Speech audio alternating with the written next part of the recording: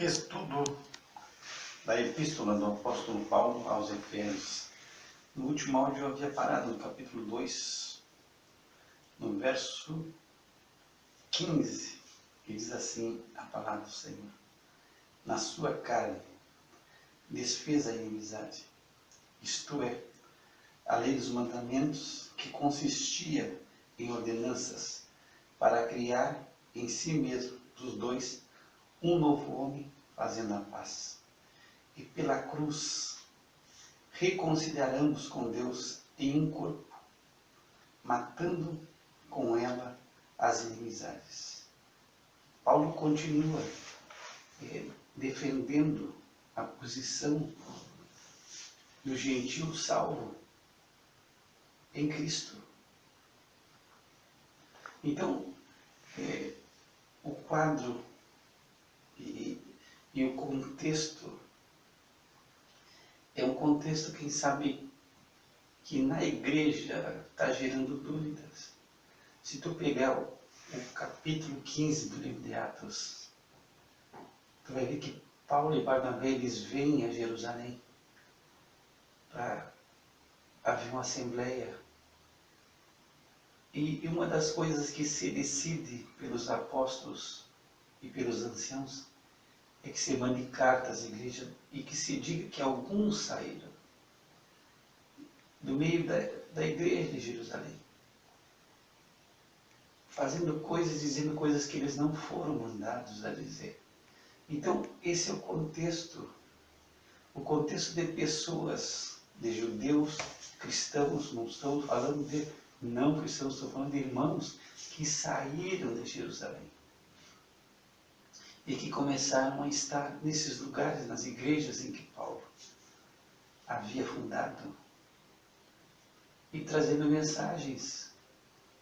Quem sabe essas mensagens se dizia, não, isso aí é o que os apóstolos dizem, isso aí é o que eu estava conversando com Pedro, e com Tiago, e com João, e eles falam assim, e eles não estão de acordo com Paulo, e o que Paulo está falando, vocês estão sendo enganados. Então, não sei se tu compreende, esse é o contexto.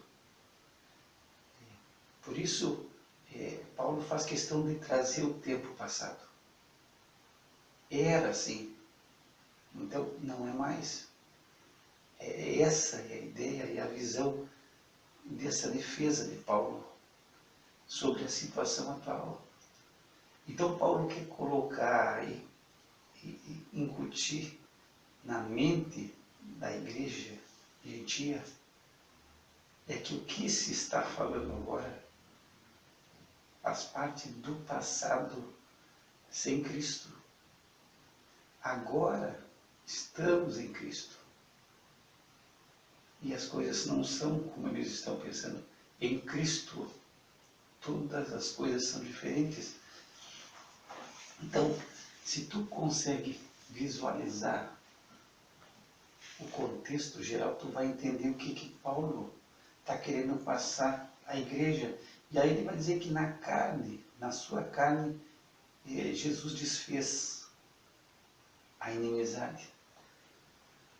E aí Paulo vai voltar à cruz. Ele vai levar os gentios até a cruz de Cristo.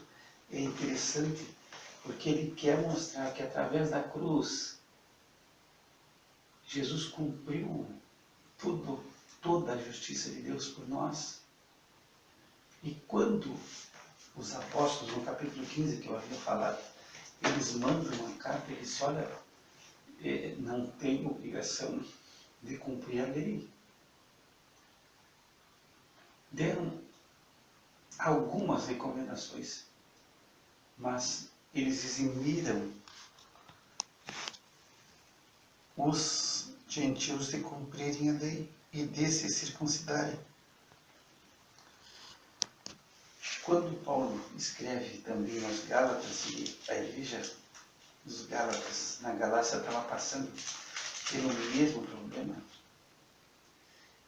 ele vai falar no capítulo 3 e chama os Gálatas de insensatos, ó insensatos Gálatas, quem vos fascinou para não obedeceres à verdade, a vós, perante os olhos de quem Jesus Cristo foi evidenciado, crucificado entre vós.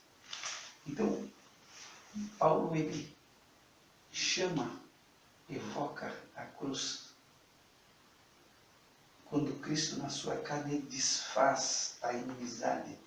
Então, ele desfaz, e aí Paulo explica essa lei dos mandamentos, que consistia em ordenanças, em rituais, em cerimônias. E para que em Cristo,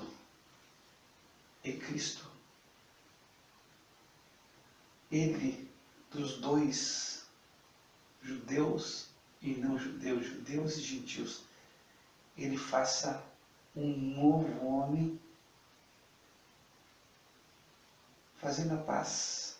Então, no capítulo 14, no versículo 14, ele diz que de ambos os povos ele fez um povo só.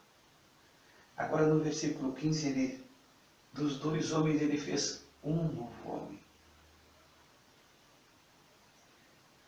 E no versículo 13, versículo 16, ele vai dizer que reconciliou ambos em um só corpo, a igreja. Então, é um povo só, povo de Cristo. Não existe distinção nenhuma, é um povo só, é um novo homem e um corpo só. Não existe um corpo judeu, uma igreja da Judeia separada da igreja dos gentios. Então ele diz, é na cruz. Na cruz ele reconciliou ambos com Deus em um corpo. Então, embora que o judeu estivesse perto, é em Cristo que ele vai ter reconciliação com Deus. É em Cristo que ele vai ter paz com Deus. E é em Cristo que vai ser morta todas, através da cruz, as inimizades. Então Paulo já coloca, olha, é um povo só, não há distinção. É um novo homem, não são dois homens, é um novo homem. E é um corpo só, é a igreja. A igreja não está dividida. A igreja é o corpo de Cristo. E todos, Paulo vai seguir dizendo, todos têm acesso ao Pai em um mesmo Espírito. Então, o que Paulo está proclamando é unidade. E quando muitos proclamam a divisão, enquanto diversos se levantam no meio da igreja para dividir, Paulo chama a unidade. Mas a unidade não com concessão à mentira, ao engano. A unidade na verdade, que é Cristo. A unidade em Cristo. Ser um em Cristo. Então é isso que Paulo está proclamando, é isso que Paulo está chamando a igreja. Porque não é a unidade na mentira. Para nós termos unidade, nós acharmos que vamos ser ecumênicos e vamos ter que deixar a verdade, aceitar o engano para que nós sejamos um. Não. É a unidade na verdade que é Cristo. É em Cristo. Em Cristo temos unidade, é um só corpo, um só homem. E é um só povo, é o povo de Cristo. É um povo que foi comprado pelo sangue de Cristo. Então, a cruz traz reconciliação. E através da morte, precisava haver morte. Precisava ser pago o preço. E Cristo na cruz, na sua carne, ele desfaz a inimizade. Através da cruz ele reconcilia todos com Deus, judeus e não judeus. E ele reconcilia em um corpo. E mata através da cruz a inimizade. E ele vem evangelizando o quê? Paz. Paz entre todos. Paz através de Cristo. O apóstolo já havia dito no versículo 14. Ele é a nossa paz. Então ele evangeliza a paz aos que estavam longe, gentios, e aos que estavam perto, judeus. Paz com Deus. Através da cruz, através da sua carne, não existe mais inimizade, não existe mais divisão, não existe mais nenhum preconceito. É paz pelo sangue de Cristo. No versículo 18 ele diz, porque por ele, Cristo, ambos temos acesso ao Pai em um mesmo Espírito. Lembra que eu havia falado no outro áudio? Ele abriu um novo caminho, em Hebreus 10. Pelo seu sangue, ele abre um caminho de acesso ao Pai. No livro de Hebreus também vai mostrar que somente o sacerdote, o sumo sacerdote, uma vez ao ano, e isso ele tinha que fazer uma vez só ao ano, ele tinha acesso ao Santo dos Santos, ao lugar santíssimo. E ele não podia entrar nesse lugar sem sangue, mas era uma vez só. Pega Hebreus capítulo 9, diz, mas 9, versículo 7, mas no segundo só o sumo sacerdote, uma vez no ano, não sem sangue, que oferecia por si mesmo e pelos pecados, por ignorância do povo. Então, o acesso ao lugar santíssimo, ao Santo dos Santos, era uma prerrogativa, era um direito só concedido ao sumo sacerdote, então só um chegava. E ele tinha que chegar com sangue por ele, porque ele era pecador, e pelas ignorâncias, pelos pecados da ignorância do povo. Agora Cristo abre um acesso a todos. Não existe mais restrição, nós todos, judeus e gentios, têm acesso ao Pai. Em um mesmo Espírito, o Espírito Santo de Deus, através de Deus, através do Espírito Santo, nós podemos chegar ao Pai pelo sangue de Cristo, nesse novo caminho que foi aberto. Então isso é uma revolução. Isso quebra o orgulho e quebra o judeu no sentido que ele era privilegiado, que ele tinha um direito que ninguém mais tinha.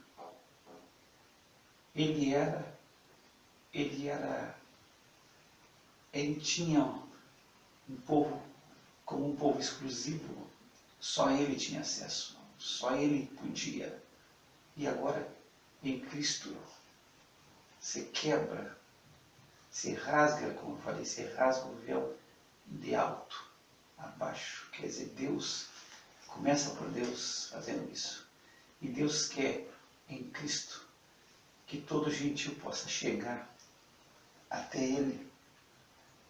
No versículo 19, assim que já não sois estrangeiros, nem forasteiros, mas concidadãos dos santos e da família de Deus. Então, essa é a situação. Vocês são cidadãos do reino de Deus. Vocês fazem parte do reino de Deus. Vocês não são estrangeiros, vocês não são achego. Vocês não estão se chegando aqui e são forasteiros. Não. Em Cristo, pelo sangue de Cristo, vocês chegaram perto. E vocês agora fazem parte do povo de Deus. Vocês são família de Deus.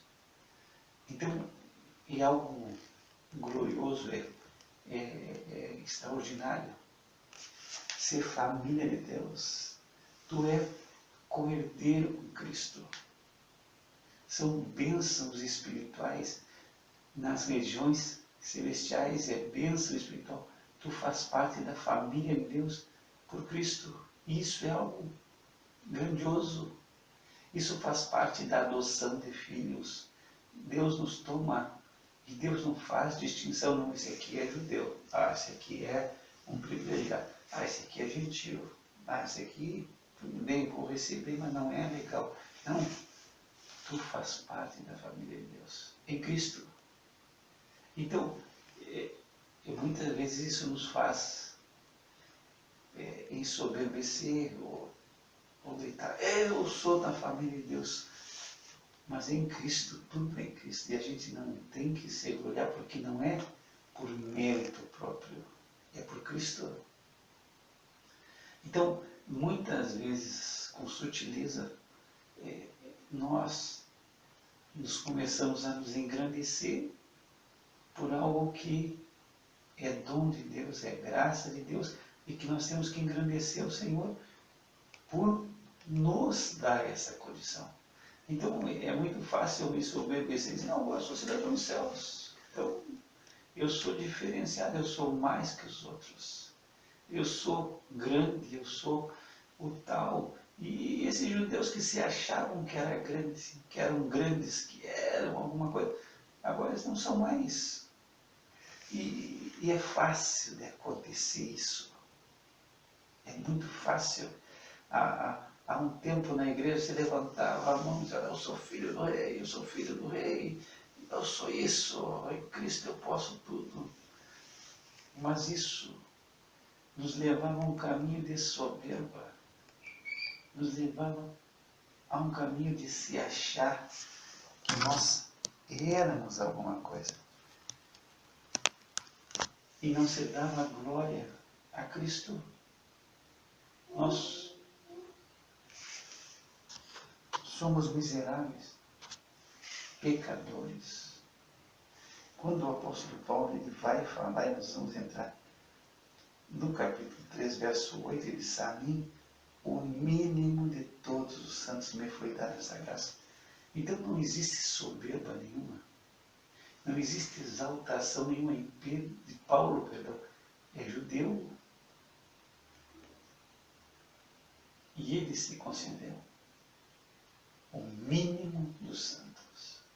Então não existe altivez, existe glória a Cristo, existe exaltação a Cristo, olhando para a cruz, sempre com os olhos na cruz, reconhecendo a nossa condição.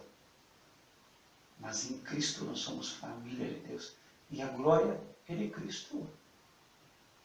A honra é de Cristo, por isso diz, pela graça sois salvos, não é dom de vós. É dom de Deus, não vem de vós. Então, quando tu levantas, eu sou família de Deus, é por Cristo. Eu sou um cidadão do céu por Cristo. A glória de Cristo. Tu não é mais do que ninguém, tu não é melhor do que ninguém. Quando Paulo ele vai falando aos gentios, ele vai explicar que os gentios eles não podem se engrandecer, que eles não podem se exaltar, porque Deus, pela incredulidade dos judeus, Deus permitiu que os gentios entrassem e eles, olha, tu foi enxertado na oliveira verdadeira e tu não fazia parte. Então tu não pode ter glória. Vamos pegar Romanos no capítulo 11. E diz assim, no verso 18, 11 e 18, não te glories contra os ramos, e se contra eles te gloriares, não és tu que sustenta a raiz, mas a raiz a ti. Dirás, pois, os ramos foram quebrados para que eu fosse enxertado. Está bem? Pela sua incredulidade foram quebrados, e tu estás em pé pela fé. Então não te ensoberbeças, mas teme, porque se Deus não poupou os ramos naturais, teme que não te poupe a ti também. Considera, pois, a bondade e a severidade de Deus, para com os que caíram severidade, mas para contigo benignidade, se permaneceres na sua benignidade. De outra maneira, também tu serás cortado. E também eles, se não permanecerem na incredulidade, serão enxertados, porque poderoso é Deus para os tornar a enxertar. Então, Paulo alerta aos romanos do perigo da soberba, do perigo de se achar: eu sou filho do rei, eu sou da família de Deus. Paulo não se ensoberbece, teme. Se Deus não poupou os ramos naturais, não pensa que tu pode permanecer na soberba nessa posição. É por Cristo. Então é com muita humildade, com muita sinceridade e honestidade que nós temos que reconhecer que nós estamos em Cristo e que nós fazemos parte da família de Deus. Por Cristo. Então, é um laço, parece que a nossa posição em Cristo pode se tornar uma armadilha para que eu venha me soberbecer e achar que eu sou mais. E nós vamos ver na vida do apóstolo Paulo, cada vez ele vai se achando menos. Ele não se acha digno de ser chamado apóstolo. E ele se diz que ele é o mínimo de todos, não se vê altivez, não se vê engrandecimento, e ele é judeu. Agora, muitas vezes nós que somos nada, nós caímos na armadilha da soberba, do engrandecimento. E isso é a mensagem que vem, que eu às vezes digo no é uma mensagem que faz o homem se achar. É uma mensagem que faz o homem pensar mais de si mesmo do que ele é. E ele é um miserável, desgraçado pecador, pobre, que precisa de Cristo, que tem que ter humildade, que é por Cristo. Então, existem mensagens que só vão elevando o ego do homem, fazendo o homem pensar que é mais do que ele realmente é. E o Evangelho não faz isso. O Evangelho vem mostrar a situação de penúria, de miséria do homem e de necessidade de Cristo, e de olhar para Cristo dia e noite, e que a glória de Cristo e tudo que nós somos depende de Cristo. Se tu chegar no Apocalipse, no capítulo 5, tu vai ver que toda a glória, toda a dignidade se dá a Cristo. Tu nos compraste, tu nos redimiste, tu fizeste. É tu, Senhor. Não somos nós. Não havia nada de bom em nós. Não há nada de bom em ti. Eu digo, se tu tem uma autoestima elevada, tu está errado. Tu está pensando mais de ti mesmo do que tu é. E tem pessoas que têm uma autoestima baixa e sofrem e padecem. E querem ter uma autoestima elevada. Mas isso é bíblico, tu tem que ter uma autoestima que tu não é nada. Eu ainda vou pegar, eu vejo alguns exemplos de Davi. Davi venceu o gigante Golias. E ele era um líder, ele era cantado, aclamado em Israel. E ele é convidado, o rei Saul começa a ter inveja, e ele quer pegar de alguma maneira a Davi. E aí ele disse, olha, diz para Davi, manda o servo dizer, diz para Davi que eu quero que ele seja meu genro. Bom, Davi era um homem ungido para ser rei, já tinha sido ungido, já tinha vencido Golias, estava guerreando, ele comandava, era como se ele fosse um general do exército de Saul, era um grande homem. E aí vão falar para ele, olha, Os servos de Saul, pega no capítulo 18 de 1 Samuel, no versículo 23, diz assim: e os servos de Saul falaram todas essas palavras aos ouvidos de Davi. Então disse Davi: parece-vos pouco aos vossos olhos ser genro do rei, sendo eu homem pobre e desprezível? Olha a autoestima que tinha Davi. O rei queria que ele fosse genro dele. E os servos começam a falar: o rei quer que tu seja genro dele, o rei gosta de ti, o rei quer que tu sejas o genro dele. E aí Davi disse: olha, parece para vocês pouco ser genro do rei, e eu sou um homem pobre e desprezível. Então não havia uma autoestima elevada, não. O rei me escolheu, o rei fez uma baita escolha. Eu sou o cara, eu sou um general, eu sou venci Golias. Não tem melhor homem nesse reino para ser genro do rei do que eu. Um homem de autoestima elevada, não, pô, rei, é uma honra para mim, eu tô legal. Não, ele disse: eu sou pobre e desprezível. Então, várias vezes eu vejo na vida de Davi esse humildade, o não pensar mais de si mesmo do que ele realmente é, que é o que gosta hoje a igreja, que eu vou voltar, que é o humanismo secular, é tu pensar mais de ti do que tu é. É tu te achar que tu tem algo especial que tu não tem. Tu é especial em Cristo. E todas as coisas acontecem na tua vida através de Cristo Jesus. Então, essa é a situação. Mas o homem caído, ele gosta de se achar que Deus escolheu ele porque ele, Deus, achou nele que ele é algo. Não, tu não é nada. Tu é um miserável, desgraçado, pecador, que é salvo por graça, porque Deus quer revelar a sua graça através da igreja. E é interessante que nós vamos chegar ainda a esse ponto, que Deus quer mostrar através da igreja aos principados e potestades no céu a sua graça, a sua multiforme sabedoria. E através da igreja. Então, o que Deus está fazendo através da igreja é mostrar aos céus, aos principados, potestades, aos anjos, a sua graça infinita, a sua sabedoria. Os anjos não tiveram oportunidade de redenção.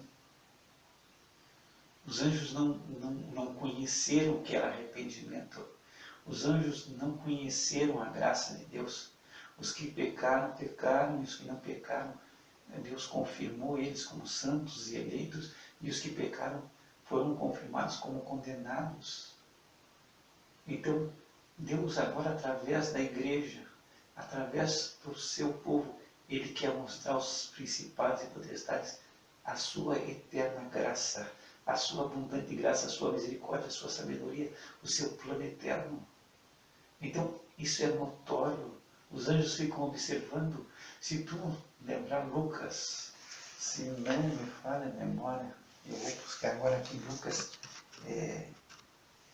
no capítulo 15, os anjos, eles se alegram quando um pecador se converte. A alegria diante dos anjos. Lucas 15, 10. Assim vos digo que há alegria diante dos anjos de Deus por um pecador que se arrepende. É algo maravilhoso aos anjos. Os anjos não viram os anjos caídos se arrependerem. Então diz que a alegria diante dos anjos, se manifesta a alegria diante dos anjos dos céus quando eles veem um pecador arrependido. É algo extraordinário. Nunca eles viram nenhum daqueles que saíram com Satanás e que se rebelaram contra Deus ter arrependimento do que fizeram. Então, às vezes eu fico pensando, os anjos ficam observando as coisas. Quando tu pega no livro de Apocalipse, no estudo que nós estamos fazendo, tem uma hora que eu comentava quando nós estamos na ira de Deus, nas copas da ira, nas taças da ira, lá no capítulo 16, e Deus faz com que as águas, um anjo derrama a sua taça sobre a água, e as águas viram sangue, as águas potáveis. Aí um anjo diz, ó, tu és justo. Um anjo começa a proclamar, tu és justo. Porque tu julgaste essas coisas. Eles derramaram o sangue dos teus santos e dos profetas. Também tu me deste sangue beber.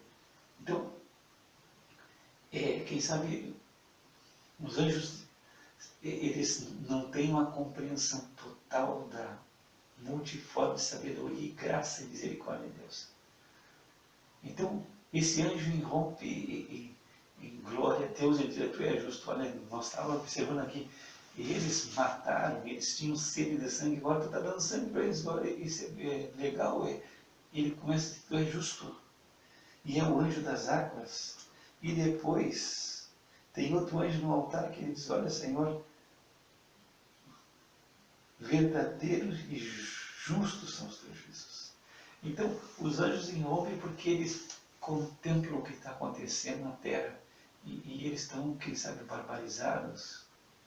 E eles sabem da glória de Deus e que Deus tem tudo sob controle.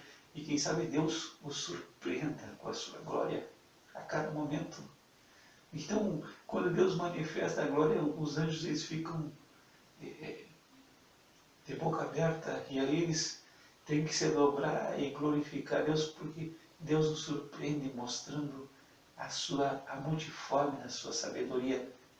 E os anjos são surpreendidos.